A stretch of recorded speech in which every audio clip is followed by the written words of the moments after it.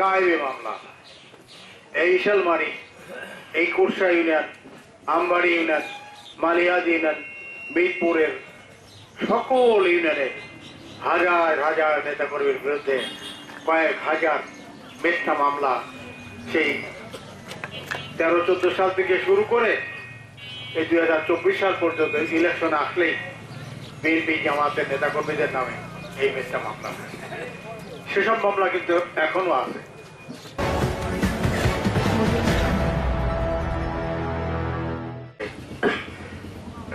তারা গুম করে হত্যা করেছে, অনেকে লাশ পাওয়া যায়।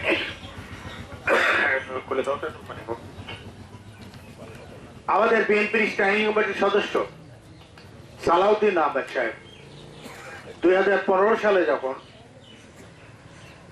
এই আন্দোলন পরিচালনার দায়িত্বে ছিলেন, তাদের নির্দেশনাতেই আন্দোলন পরিচালনা হচ্ছিল। তখন র্যাব তাকে উত্তরা থেকে গ্রেপ্তার করে, তারপর তাকে ময়মনসিংহ সীমান্ত দিয়ে তাকে মেঘালয়ে বর্ডারে পাচার করে দেয়। সেই সময় আমরা টেলিভিশনে দেখেছি মেঘালয় বর্ডারে উদ্ভ্রান্ত পাগলের মতো এক ব্যক্তি ঘোরাফেরা করছে। তারপর কিছু মানুষ তাকে ধরে নিয়ে গিয়ে ওদের আইন শৃঙ্খলা বাহিনীর হাতে দেয় এবং তারা তাকে হাসপাতালে নিয়ে যায়। তারপর এমন নির্মম নির্যাতন হয়েছে যে তার মস্তিষ্কে বিকৃতি ঘটে গেছিল, কাউকে চিনত না, কথা বলতে পারতো না। দীর্ঘদিন সেখানে গ্রেপ্তার অবস্থায় চিকিৎসা হয়েছে। পরবর্তীকালে তাদের যে আদালতে মামলা ছিল, সে মামলাগুলো মোকাবেলা করে মামলার থেকে রেহাই পেয়ে দিল্লিতে দীর্ঘদিন যাবৎ চিকিৎসা নিয়ে এই স্বৈরাচারের পতন হলো 5ই আগস্ট। তারপর তিনি দেশে ফিরেছেন। এই সালাউদ্দিন আহমেদ বিএনপি স্থায়ী কমিটির সদস্য। এইরকম উচ্চপদস্থ থেকে শুরু করে আমাদের মতো সাধারণ মানুষ বা আমাদের চাইতেও অসহায় যারা, সব শ্রেণী পেশার মানুষকে নির্যাতন করে। অনেক দিন মজুরকেও জঙ্গি আখ্যায়িত করে গ্রেপ্তার করে অকথ্য নির্যাতন করে। আপনারা জানেন এই যে ইলেকশন, পাতানোর ইলেকশন, আমাদের কোনো ক্যান্ডিডেট থাকতো না, কোনো বিরোধী দলের ক্যান্ডিডেট থাকতো না, ওই ইনু সাহেব এখানকার ক্যান্ডিডেট থাকতো। তারপরেও সেই ইলেকশনকে নিরঙ্কুশ করার জন্য, একচেটিয়া করার জন্য কারচুপি জালিয়াতের আশ্রয় নেওয়া হয়। আর সেই ইলেকশন আসলেই সেই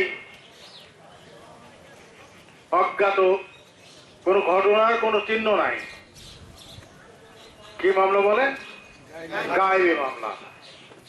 এই ইশালমারি, এই Kursa union, Ambari union, Maliad union, মিরপুরের সকল ইউনিয়নে হাজার হাজার নেতাকর্মীর বিরুদ্ধে কয়েক হাজার মিথ্যা মামলা সেই 13-14 সাল থেকে শুরু করে এই 2024 সাল পর্যন্ত ইলেকশন আসলেই বিএনপি জামাতের নেতাকর্মীদের নামে এই মিথ্যা মামলা।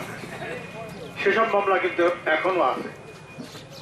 যদিও তত্ত্বাবধায়ক সরকারের প্রধান ইউনূস সাহেবের বিরুদ্ধে যে সমস্ত মামলা সাজা হয়েছিল, সে মামলা সাজা মওকুফ হয়েছে।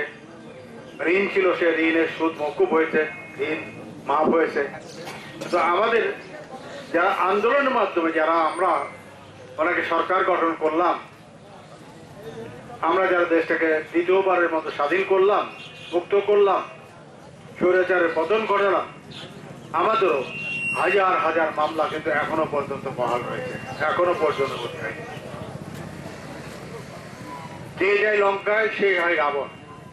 একটা কথা বলে রাখতে হবে, হাসিনা 5 তারিখ পর্যন্ত জানতো না তার এইভাবে পতন হবে। হাসিনার নেতা কর্মীরা কেউ জানতো না। আপনাদের এখানে যারা আওয়ামী লীগ করতো তারাও কি জানতো আজকে আওয়ামী লীগের পতন হবে? তো জানতো না কি বলেন? জানতো না।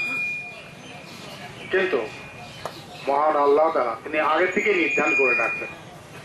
কারণ নমরুদ ফেরাউন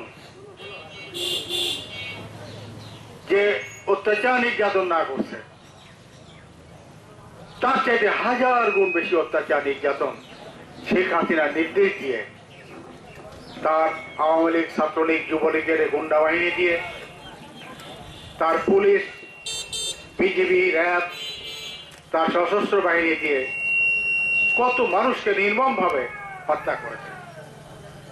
তো ছাত্র জনতার জুলাই আন্দোলনে যখন আন্দোলন হচ্ছে, শুধুমাত্র যে তারা নির্মমভাবে হাজার হাজার মানুষকে গুলি করে মেরেছে তা নয়।